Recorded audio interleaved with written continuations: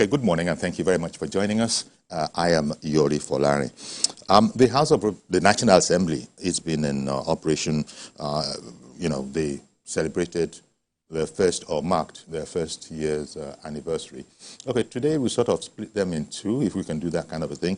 Our guest is Honorable Philip Agbese. He is the Deputy Spokesman of the House of Representatives. We thought we'd just sort of do something of an appraisal of the 10th House of Representatives more than a year on.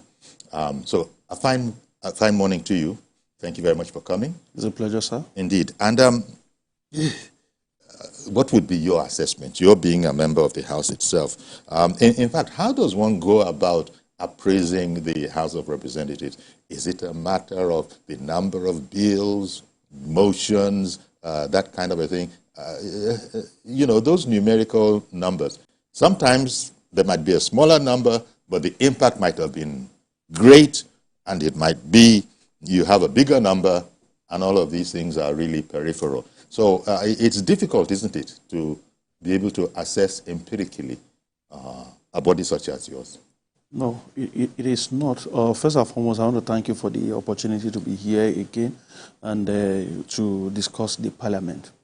For us, it is not a difficult task because, yes, the first thing we did when we came on board as a Parliament was to articulate a legislative agenda for the Parliament under the leadership of His Excellency Right Honorable Tajuddin Abbas. And that working document, the legislative agenda of the 10th House of Representatives, for us is our covenant as a Parliament with the Nigerian people, what we intend to achieve. And before that document was adopted, we invited the public, members of the civil society organizations. It had input from every quarter. And people came together and we adopted a document because not just christening the Parliament as the People's Parliament like His Excellency Right Honorable Tajuddin Abbas has done, but to really see that, yes, the Parliament is working for the people and Nigerians are being involved. So first and foremost, let us take the issue of an open Parliament, for instance. Yes. In embarking on this journey of an open Parliament under the leadership of His Excellency Right Honorable Tajuddin Abbas, we have been able, to go beyond the norm. Outside the regular routine of public hearing, to consider bills and other legislative instruments, we have been able to organize town hall meetings, taking the town halls to the citizens. And that is why, like on the issue of security, the economy, for us to be able to come up with holistic laws, we invited members of the public, to come in, make their input, and their input were seen, not just to have been made, but, to have impact on the conclusions, on the recommendations that we arrive at. So in doing that, His Excellency Right Honorable Tajuddin Abbas, has really proven over the last 1 year and some months, that yes, indeed, this is a different arrangement, that the Parliament can actually work for the masses, and our understanding that yes, we are servants of the people, not bosses who are here to work for Nigerians. The Parliament must work to address issues concerning the welfare, the well-being, and the overall development of the country. So if you take that, you'll be able to say, to a large extent that, yes, this Parliament under Right Honorable Tajuddin Abbas has actually done well in that regards. And the issue of transparency, accountability is also another issue which we are dealing with. And, when you are talking about transparency and accountability, it must start with you before you take it outside. And that is why you see from the onset, His Excellency Right Honorable Tajuddin Abbas first and foremost expanded, the standing committees. And in expanding the standing committees, equally introduced, what we call the House Committee on Legislative Compliance, the House Committee on the monitoring of the ad hoc of standing and ad hoc committees. And, some of these committees that help, to serve as a guide, not just as a guide, as an ombudsman, to carry out in-house dressing of how these committee activities, they work. So, yes. Indeed. Thank you very much for that overview. And the House of Reps, indeed the National Assembly, but in particular, the contributions of you and your honorable colleagues. There'll be a lot that is going on, I would imagine, that is not really rightly known to the public, thanks to efforts like people like you. You come out from time to time and you fill up the vacuum. Sometimes the House of Reps finds itself in the news for no reason that it would prefer. Recently, of course, you were brought into the unwholesome light of the public, going by one of your members threatening to make a citizen disappear. And that occurred to me when you went about being the protector, you know, knowing people's parliament and all of those kind of things. As I said, there are many more important things. No, let me not say more. There are many equally as important things, jobs that you are doing. But do you wish that you didn't somehow have to come out and talk about the House of Reps so soon after one of your honorable members has threatened that nothing will happen if he made a citizen disappear in his engine room? Well, you probably wish it wasn't this time that you either had to come. No, you see, as a working parliament, I don't think there will be any time that will be shy to discuss. Okay, that's good. Parliament. That's good. Yes. So, because the question is the ideals that you've just spoken about, that every person sort of, you know, subscribes to. Yes. I don't. One begins to wonder about the extent of the genuineness of such. No, yes, I don't want to hide under, you know, the banner that since the matter is already in court, we should not discuss it. It is good I just say a few things about it. Yes. Because one, let me state that that incident is just an isolated issue. It cannot define, you know, the entire parliament. It is unfortunate it has happened, but again, you look at how the parliament has handled the issue. The parliament, under the leadership of His Excellency Right Honorable Tajuddin Abbas, we raised the issue on the floor of the House to say this is how a member has conducted himself. And without passing judgment, you know, the issue was debated by the parliament. Members made their contributions. Our brother from Lagos here, Honorable Babajimi Bensi, made his contributions where he said, you know, despite provocations and all of that, members should do as much as possible to behave better, to portray the House better. And provocations. And provocations. Yes, at the end of the day, we agreed in line with parliamentary rules and engagement that this matter should be referred to the Committee on Ethics and Privileges. Okay. Yeah, because it is not an issue where Parliament would just decide, crucify, apportion blame. And again, how we handle Honorable sir, you understand? I beg your pardon for interrupting. No. I really beg your pardon for interrupting you. One issue. But when you start using words like crucify, those words... Did I say crucify? Yeah. You said maybe you were indicating that if that's where people wanted us to go, you're not going to crucify a person. No. You see, when you pass judgment without trial, without fairness, without the ingredient, without listening to the parties involved, that amounts to either persecution or crucifixion. Of course. But when you pass judgment after due process has been followed, fairness has been established, and the judgment is reached, at that point, you can call it judgment. Okay. Because you have looked at that. So that's exactly what I'm trying to say. I get and having established that, there's also another very important issue that has also taken place. The member in question, because the parliament did not stand up to say, yes, we are proud of what he has done, or his family not identifying with what he has done, did apologize even before the police invitation. These are not things that are very common in our climb.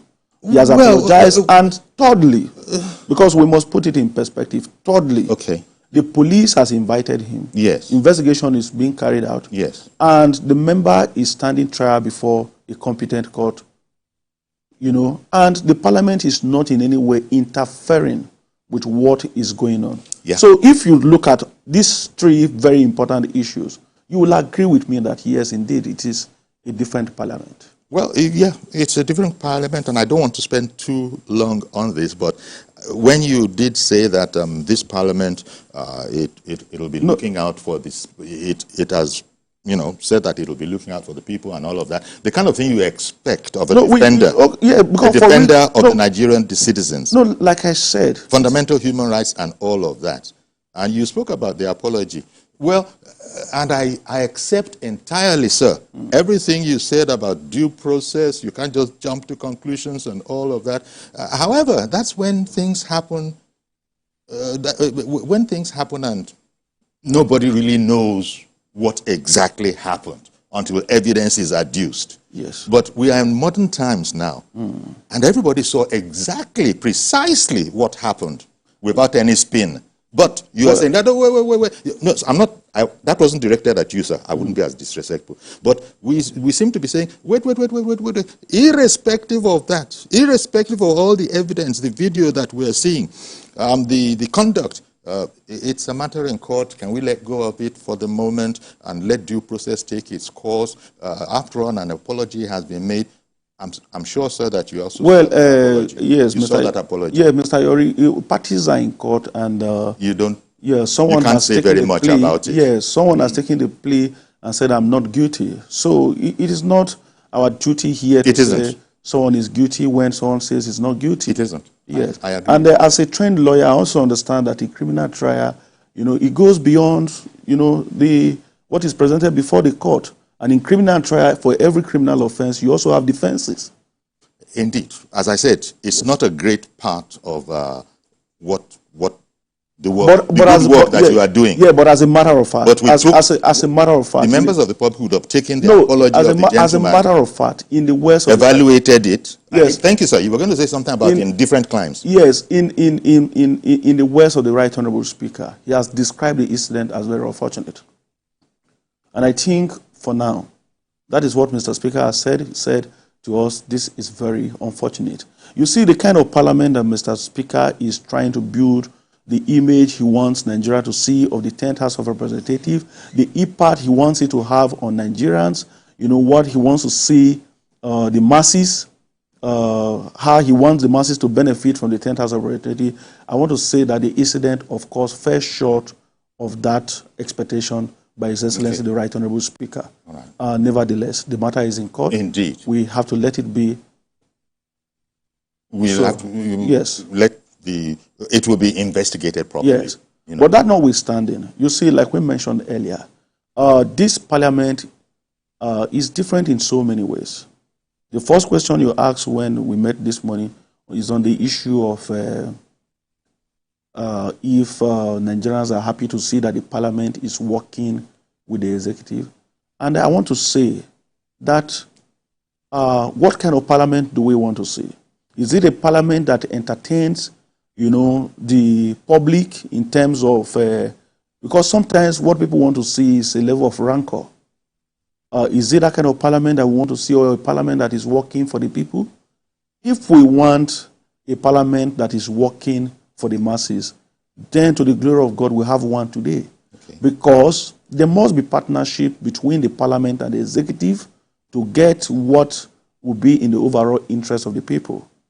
We should be excited that almost 2 years in office now, we've not had any serious issue of disagreement between members on the floor of the House. Today, we have 8 political parties in the parliament with 8 different political ideologies as far as the country is concerned, with their blueprint. And what His Excellency, the Right Honourable Speaker, has done is to be able to marry the interests of the 8 political parties into one, which is the interest of the growth and development of our country. And what are those things that we want to see as a nation? Improvement in our education. Through this parliament, we sponsored the bill on the student loan, which went through the legislative procedure within the House, and His Excellency Mr. President duly assented to it. Would we have achieved that in less than 1 year if the parliament was to be, at war with the executive? The simple answer is no. Yeah. We are also... Parliaments are not, generally speaking, at war. They're contributing their own parts. Yes, yes. And you are emphasizing what is important is there's that a harmonious relationship. Yeah, there's a harmonious relationship, and we disagree where it is necessary, and we agree where it is necessary. I think that is what is important. The 10th House of Representatives, we know, our duty. We know why we are there. We know that we must, make the executive to work, and that is why our committees embark on vigorous oversight.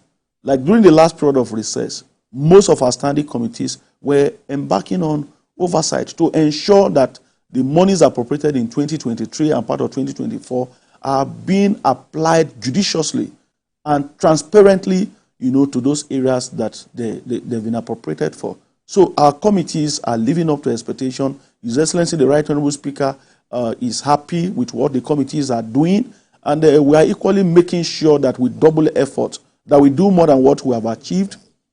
In terms of appraisal, a man cannot be a judge in his own case. But so far, so good with what we have heard from Nigerians, the people who have passed comments.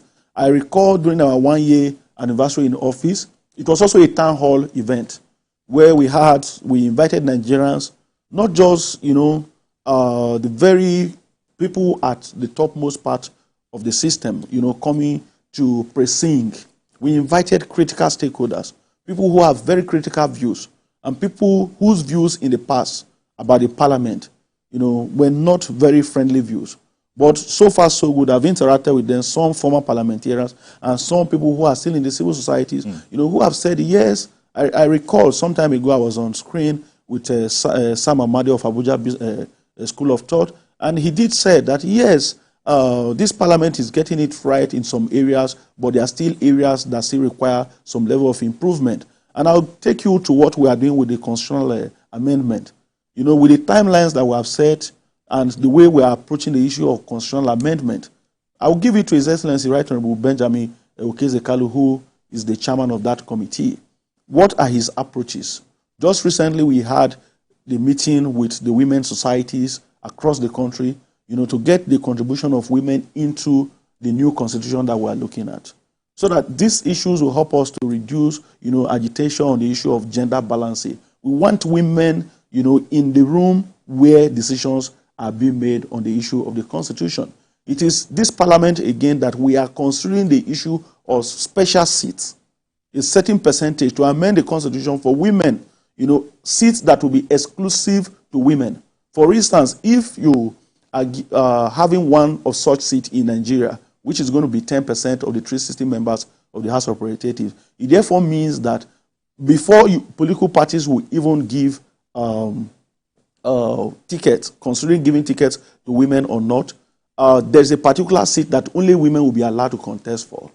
So with that kind of development, we are trying to mirror the things that are done in other parts of the world, to see that we continue to move and every segment is being taken care of.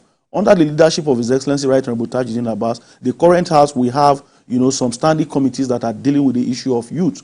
We have the committee that deals with youth in Parliament and a committee that deals with youth development, and even a different committee for sport. Young people are being carried along. His Excellency is mentoring young people to see, that the agitation for youth inclusiveness is also being tackled. And how do you tackle that? By giving more young people in the parliament the opportunity, to occupy sensitive position where you also follow closely to monitor their growth, their improvement, their development. Some of the great people who are leading this country today are people who passed through the parliament. His Excellency, Mr. President, passed through the parliament.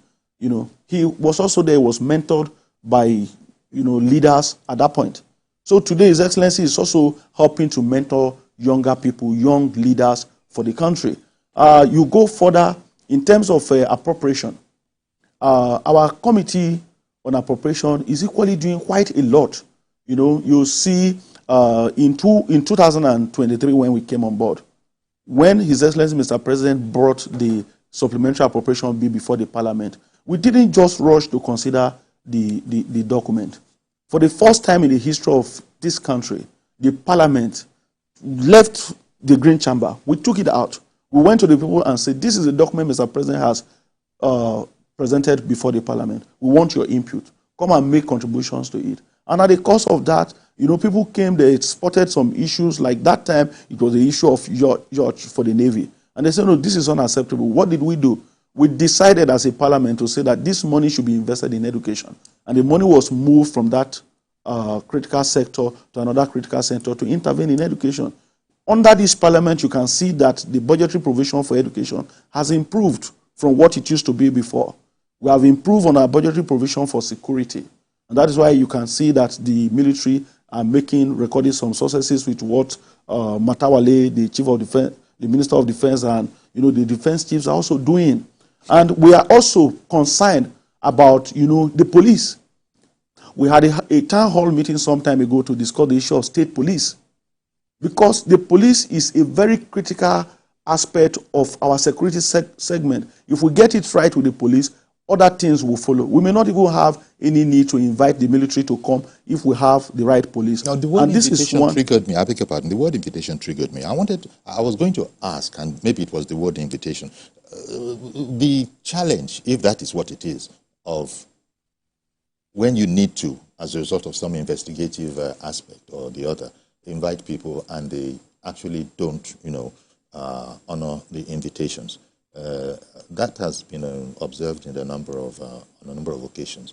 Is it easier to do that here than in other climes, other political climes? You see, because we have this issue of mutual suspicion as far as the country is concerned, that when you invite people, for investigation, they look at it from ethnic perspective. So if the committee leadership that is invited, that person is from the other part of the north, this trust deficit, this trust deficit has always been there. If the person that is inviting you is from the north and you are from the south, you have this apprehension that he's going to convict me even before trial, or this person's share is of one religion and this one is not. But to address that, and that is why this issue of invitations extended to people and the way they are handled, we have also improved on that. Many Nigerians now see that, if the parliament invites you, you just go explain yourself, give all the background that you have to that issue, and you are done, you go back. It has to do with trust deficit. If Nigerians don't trust the parliament, they will not trust invitations extended to them. Okay. And the improvement that we have received is because of that trust issue, that we have been able to build a better image for the 10th House of Representatives under the leadership of His Excellency Right Honorable Tajuddin Abbas. Then the other issue that contributes to it, which was very bad during the last regime, the executive had the notion that the parliament is out to crucify. You remember what happened in the issue of the Senate presidency in 2015 when Saraki emerged as the Senate president. Yes. So with that alone, it emboldened members of the executive not to yield to invitation, because they saw themselves to be at war with the parliament. And that is not the situation today. Okay. Now, something happened in the parliament.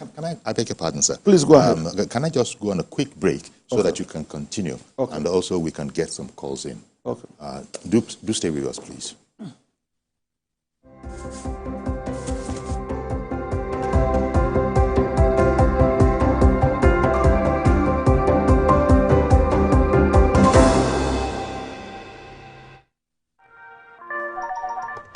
Hello, TVC Communications. How can I help? What makes TVC the right choice for my business? Excellent question, sir. Let me share some exciting facts with you. Start your day on TVC Entertainment with Wake Up Nigeria, a family and lifestyle show. Your view empowers women globally. It's your view, let it count. Entertainment Splash delivers the hottest celebrity trends. On TVC News, we keep you informed with breaking news and in-depth analysis of events shaping the world. I will continue to speak the truth. TVC News at 7 and TVC News at 10 p.m. delivers the most important stories of the day. Max FM, your hit music radio station, captivates listeners daily across Lagos and Abuja, making every commute more enjoyable. Adaba 88.9 FM is not left out, as it is the voice of Southwest. And on TVC Digital, we reach to million viewers daily. All together pulls in over 17 million viewers daily. Contact us on 0707-272-8338 or marketing@tvccommunications.tv. Partner with TVC Communications today. Let's grow together. There is always more to a story than the screaming headline. The part of a story that is not told casts a shadow. It's like the part of an object that is not reached by light. On TVC News, I'm able to explore the many angles there are to a story, talking to stakeholders, asking the difficult questions, and digging for facts. I believe the viewers are able to make a better decision if they're well informed and understand not just a part, but the complete story. TVC News, first with breaking news.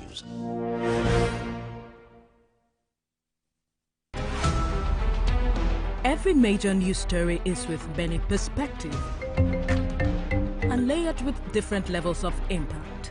Hello. What time did this happen? We will be right there.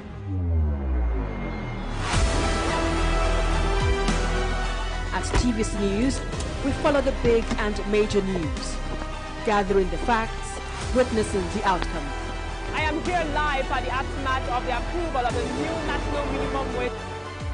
We are TV Station of the Year, not just for breaking news, but for being first, fair and accurate.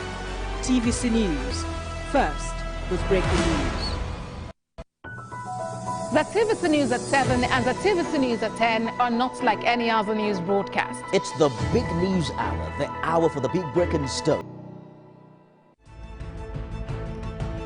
You're watching Beyond 100 Days with Nifemi Oguntoye.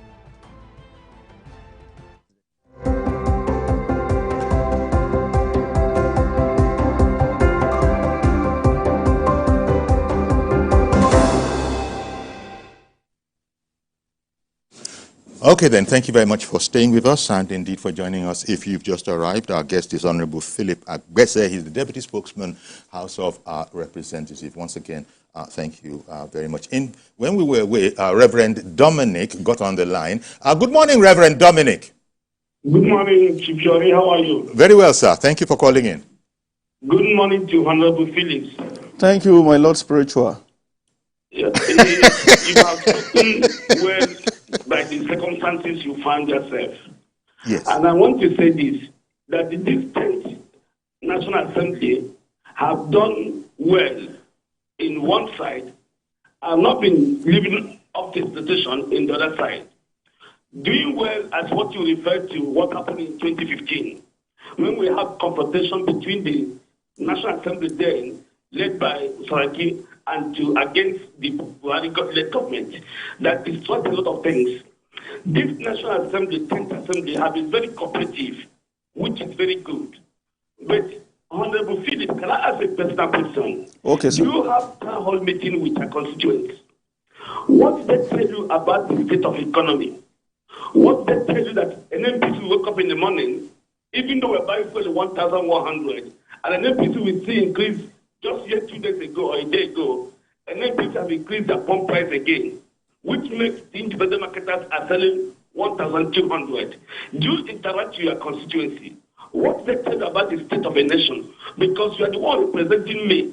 You are the one representing Nigerians. We cannot speak to Mr. President at the same time. But the parliament can. Even at the time you are cooperating with the presidency, do you interact with your constituency? Okay, it's the time point. Let me pass it on to him. Thank you very much, Reverend.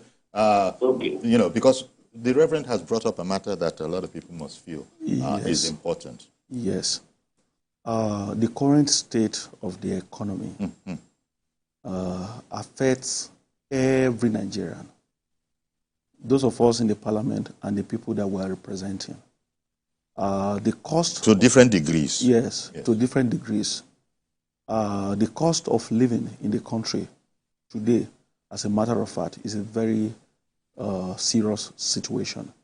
And the question he asked if I interact with my constituent, I want to assure him that exactly what is going on in Lagos, what is going on in Maiduguri, you know, is what my people are being faced with.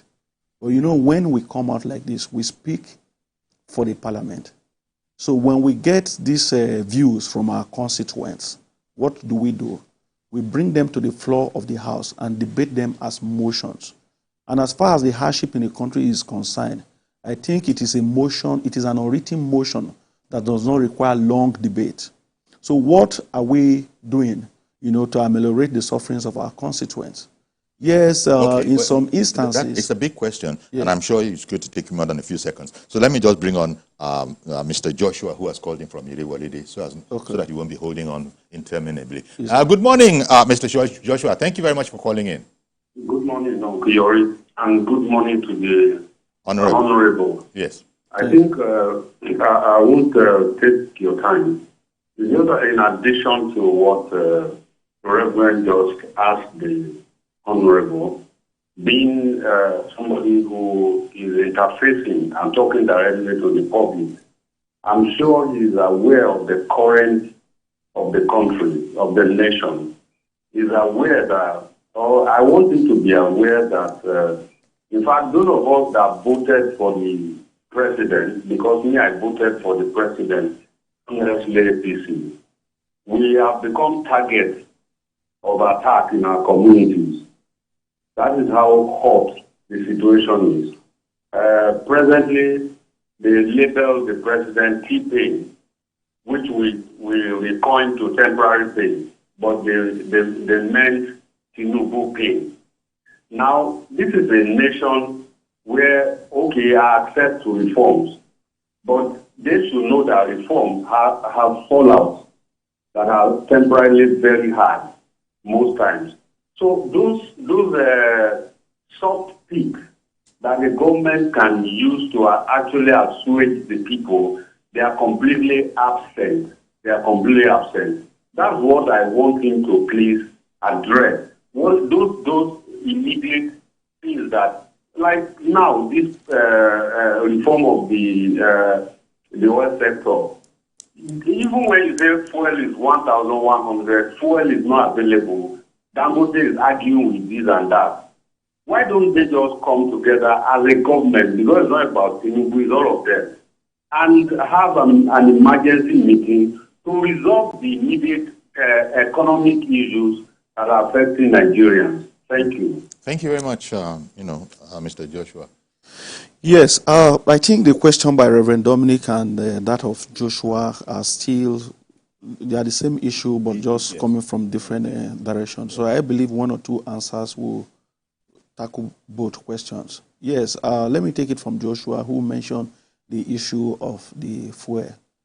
Now, we have been consigned as a parliament, over the years and times without number, to discuss the issue of local refineries working. The investment that the NNPCL has claimed to have made, in revamping our refineries, because as it is today, fuel subsidy, Mr. President said, is gone. Nigerians are yet to see the impact of this fuel subsidy removal, because this improved allocation and resources that have been going to the state governors, they end there. At the local level, nobody can actually see what the governors are doing with the money. They've not implemented a minimum wage, and they've been getting almost more than 400% of what they were getting before the fuel subsidy removal. So it is not something for Mr. President alone to tackle. The governors, the local government who are also receiving these huge allocations must use this money, to intervene, and see that development and, people's livelihood, are affected. But back to the issue of... So the implication of that answer is that the governors are not doing anywhere near enough. No, they are not doing, because we can't just leave it for Mr. President alone. Unfortunately, the Constitution limits us to discuss Parliament and Mr. President. But what happens to the huge allocation and resources that are going down to the state are the things that are not being accounted for. And it's very worrisome. Then back to the issue of... I think what the Reverend... Sorry, sir. Yes. What the Reverend was implying, he didn't say so, but what he was implying is that if you were to actually be able, in the House of Reps and in the Senate for that matter, if you were able to feel our pain, you guys will be more up and... No, I'm coming there. I just want to talk about the fuel. I'm coming there. About really feeling, yes, we're feeling it. Because we don't have any cushion. We don't have any backup. We don't have any humongous allowances and salaries. I'm coming there. I'm coming there. Now, Alhaji Aliko Dangote has told us that he has enough fuel, to serve us in his refinery. And the problem every day is that the NNPC comes up with something new, as to why they must continue to import fuel. And what are we doing as a parliament? We have set up a joint investigative panel by both chambers of the National Assembly.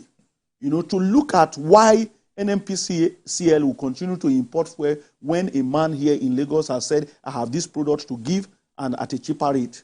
What are those bottlenecks? What are those charges that are around this cost of fuel? So as a parliament, we are concerned.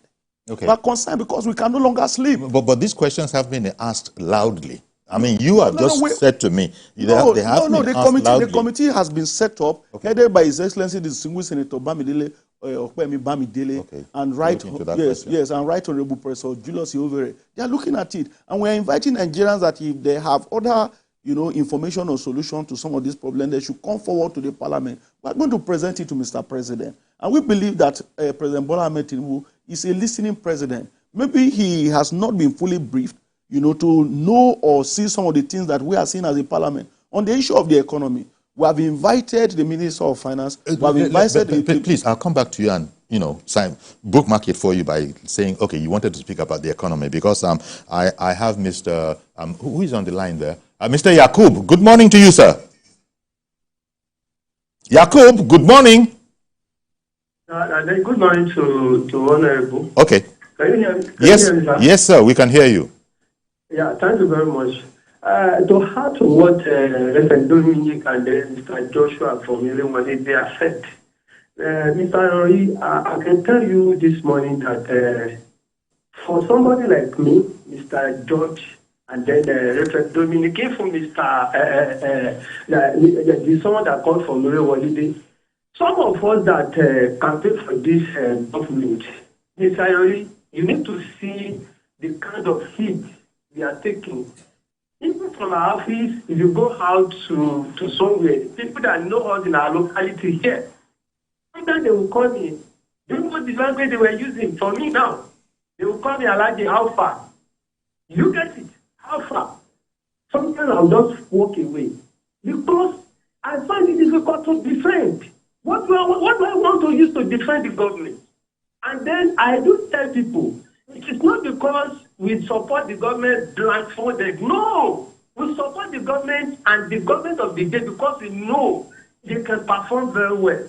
Do you get it? But if it is contrary, what do you want us to say? My question now goes to the Honorable in the studio. Number one, the Honorable, yes, Reverend Dominic said something now. What is the prerogative of people that increase the petroleum price? We will just wake up and then they will add 8 naira, they will add 15 naira. What you guys are doing? Do you not have opportunity or the right or the power to call them to order? Because you cannot just take Nigerian citizens for granted. You wake up one day and then you find out that the price has been going up and then the market follows suit. And then number two, do you have right to call the people that behind the CNE conversion into order or call them to public hearing? Let us know what is the price of this conversion. Because Mr. President said we should go back to CNG. But if you already ask the Honorable there, if he has converted his own car or his jeep that is using to CNG, okay, what was the cost that you used to convert that CNG? All right. Yes, we know the price of Mr. Yakub, the conversion is so high. Thank you very much. I really must interrupt here and give the Honorable a chance to respond. And I think he has already given us some indication, look, that there are processes. There are processes in society, right? Yes, things are going on. But again... And for instance, because of the authority of your body, he's asking, why don't you, why can't you? But I imagine there are economic processes that you can't really weigh in.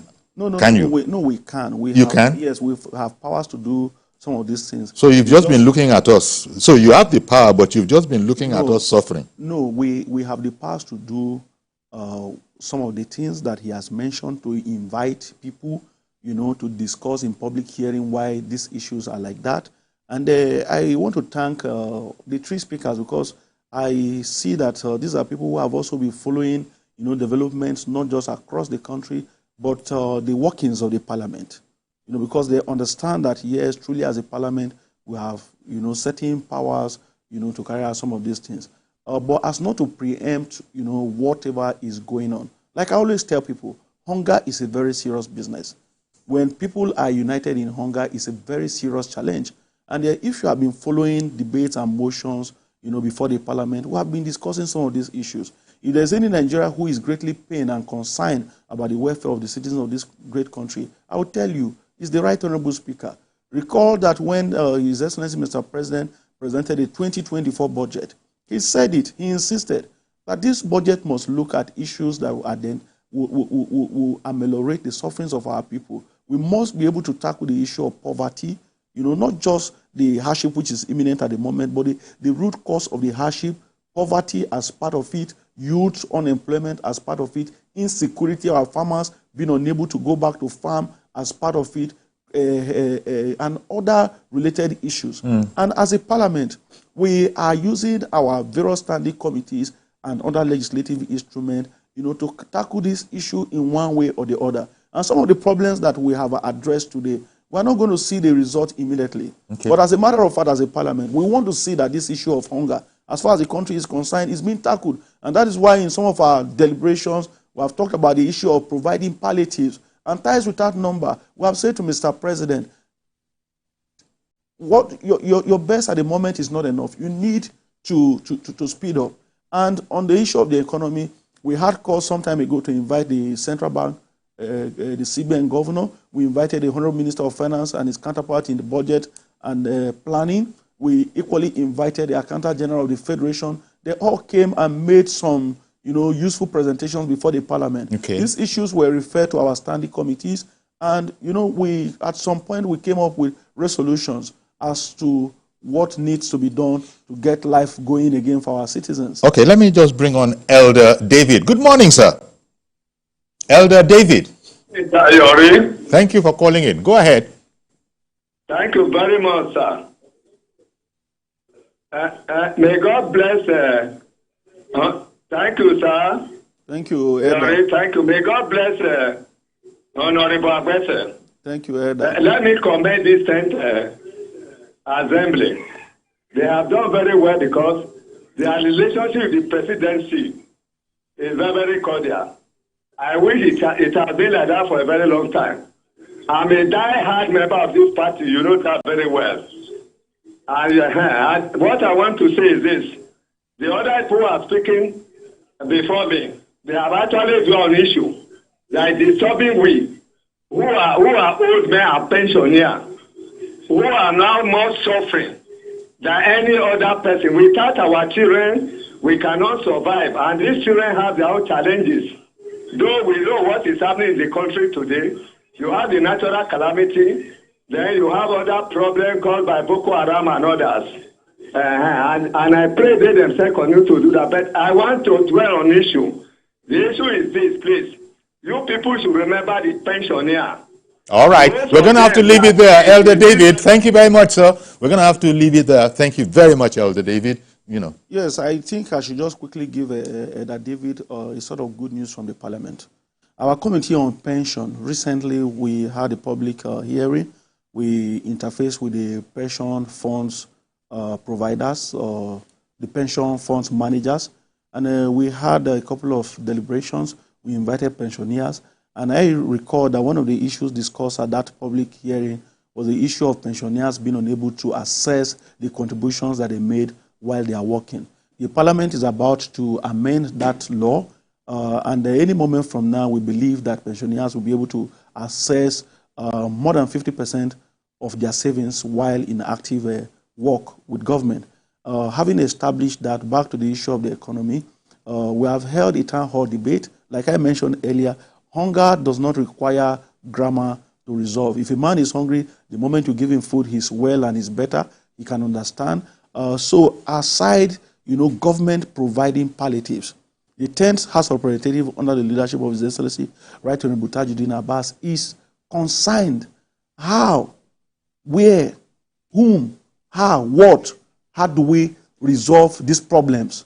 That in the future, Nigeria will no longer be a country that at every stage, every problem that we have to tackle, we resort to palliatives. These palliatives cannot last any nation. So we want to, use the issue of constitutional amendment to give birth to a new constitution that when it is in operation, will have a solid country, a solid foundation. And work is well in hand. Yes, to rebuild the foundation of the country, to strengthen institutions, to see that these institutions are working for the people, and to help reduce the issue of insecurity. And that's why we made the issue of police, state police, a very critical issue for discussion. It's an ongoing debate within the parliament. We're looking at how to amend the law there to ensure that security is provided for every citizen, and to equally ensure that we support the executive where necessary to make sure that Nigerians are happy. You've done a crisscrossing of the polity, and thank you very much for doing so. So, because what I'm getting from all of this is that, all things considered, you think that the House of together, they're not doing a bad job. No, not at all. Not just not doing a bad job. I think we are doing well. You're doing a good job. Just that His Excellency, the Right Honourable Speaker, is a man of excellence. He wants to see more. Because, yes, having articulated a legislative agenda, he has identified, the quick wins and the milestones that must be achieved within the period of 4 years. Well, and for him, that's a fine place to be. All right, thank you. I want to thank you very much, Honorable Philip Agbese, Deputy Spokesman, House of Representatives. We must have you back soon, because there's so much to speak about. Thank you very much. So that's we're going to have to leave it there. Do please join us tomorrow for a fresh edition. I am Yori Folari. Bye-bye for now.